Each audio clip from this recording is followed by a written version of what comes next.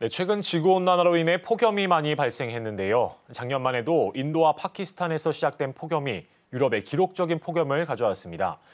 또 미국만 아니라 중국도 극심한 폭염과 가뭄에 시달렸는데요. 이처럼 기후변화가 가져오는 폭염이 경제적 손실을 초래한다고 합니다. 오늘은 이 이야기를 KB웨더 반기성 센터장님과 해보겠습니다. 안녕하십니까? 네, 안녕하세요. 예, 작년에도 기온 상승이 지속되었다고 하더라고요. 네, 그렇습니다. 세계기상기구가 올해 2월에 발표한 자료가 있습니다. 전 지구 기온이 지속적으로 상승을 했고 역대 6번째로 더웠던 해였다라고 발표를 했는데요. 네. 최근 8년 동안이 가장 더웠던 해에 들어갈 만큼 지구온난화로 인한 기온 상승은 아주 심각하다고 보고 있는데요. 사실 작년까지 3년 동안 라니냐가 이어졌었어요. 라니냐 기간 동안엔 전 지구 기온이 크게 상승하지 않거든요. 그럼에도 아시아라든가 유럽, 북미, 남미 등 거의 전 지구적으로 폭염이 발생하다 보니까 기후 전문가들도 상당히 의아하다고 지금 생각하고 있습니다. 예. 올해 현재 라니냐에서 중립으로 지금 바뀌었고 이어서 엘니뇨로 바뀔 것이라고 예측하는 예보기관도 있는데요. 만일 올해 엘니뇨로 돌아선다면 전 지구적으로 엄청난 기온 상승과 폭염이 발생할 것이며 이로 인한 경제적 손실도 역대급으로 커질 것으로 봅니다. 네, 그렇다면 폭염이 많이 발생하면 발생할수록 경제적 손실이 많이 발생한다는 뜻일까요? 그렇습니다. 미국의 현재 다트머스 대학 그 연구진들은 지역별로 1년 중에 가장 더웠던 5월의 평균 기온과 경제 지표의 상관관계를 분석을 해서 국제학술지죠 사이언스 어드밴스에 게재를 했는데요. 예. 인간이 초래한 지구온난화에 따른 폭염으로 인해서 전 세계적으로 16조 달러에 해당하는 엄청난 경제적 손실이 발생했다는 겁니다. 연구팀은 1992년부터 2013년까지 폭염의 정도가 경제 성장과 반비례한다는 사실을 발견을 했고요. 폭염이 인간의 건강, 농업 생산성에 미치는 영향으로 전 세계가 총 16조 달러의 손실을 입었다고 밝힌 것이죠.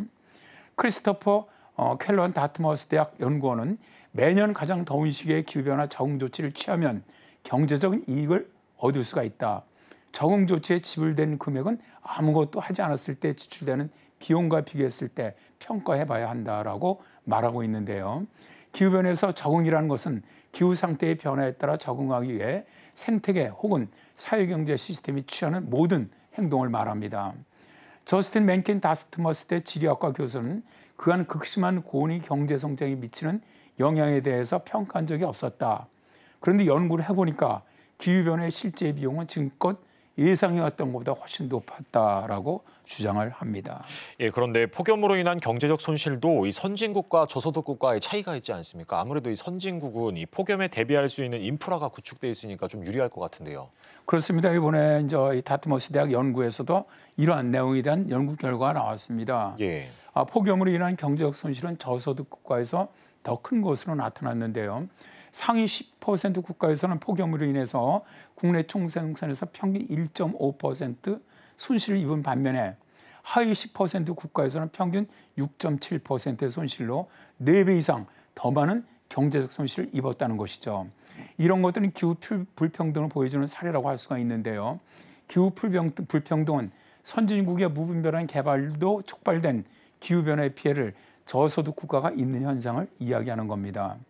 저스틴 맨킨 다트머스 대 지리학과 교수는 소득이 낮은 지역일수록 폭염으로 인해서 더욱 고통받고 있고 피해는 계속 누적될 것이다. 심지어 탄소 배출이 많은 유럽과 북미 지역은 폭염 정도에 따라서는 경제적 혜택을 받기도 한다라고 말하는데요. 네. 기후변화를 통해 저소득 국가에서 부유한 국가로 부의 이전이 이루어지는 말도 안 되는 상황이 벌어지고 있다는 것이죠. 네, 그리고 저개발 국가들은 당장 기후변화로 인한 피해를 입어도 이 보상받기가 좀 어려운 데 비해서 이 선진 국가들은 보험 체계가 잘 이루어져 있어서 아무래도 이런 보상 체계에서도 훨씬 유리할 것 같은데요. 이런 점 어떻게 보면 기후 불평등의 또 다른 예를 갖다 볼 수가 있는데요. 예. 세계적인 재보험사죠. 미네리가 2022년에 기후변화로 발생한 경제 피해라는 보고서를 발표를 했는데 그 내용을 보면 가난한 나라의 국민들은 기후변화로 인한 재난을 당하면 고스란히 개인적인 피해로 감당해야 한다는 것이죠. 그러나 선진국들은 개인 파산이 거의 많지 않아요. 미국 같은 경우 보험으로 피해 비용의 57%를 배상받고 있고요. 유럽은 77%, 호주는 50% 정도가 되는데 아시아 같은 경우는 평균 14%입니다. 그나마도 일본, 싱가포르, 홍콩, 한국 정도만 보험 지급이 약간 이루어지고 있는 것이죠. 아시아 저개발 국가라든가 중남미 국가, 아프리카에서는 강력한 재난이 발생하게 되면 국민들이 거의 파산에 이르는 것은 다 이 때문입니다. 예. 그리고 다트머스 대학 연구팀은 지구 온난화로 개별 국가가 타국에 미친 경제적 영향도 분석을 했는데요. 연구팀은 미국, 중국, 러시아, 브라질, 인도 등 상위 5개 탄소 배출국이 1990년 이후 전 세계 6조 달러의 경제적 손실을 가져왔다라고 밝혔는데요. 주로 저개발 국가들이 받는 경제적 손실이 더 크다라고 결론 지은 적도 있었습니다. 네. 전 세계 온실가스의 70% 정도를 배출해온 선진국들은 이로 인해서 경제 개발을 이루어서 강한 나라가 됐지만 가난한 나라들은 거의 온실가스를 배출하지 않았는데도 기후변화 시대는 가장 큰 경제적 피해를 입는 기후 불평등이 너무 크다는 겁니다. 좀 선진국들의 저개발 국가에 대한 손실과 보상 꼭 좀 이루어져야 한다고 생각을 합니다. 네, 저도 그렇게 생각하는데요. 오늘 말씀은 여기까지 듣도록 하겠습니다. 지금까지 K웨더 반기성 센터장님과 함께했습니다. 고맙습니다. 네, 감사합니다.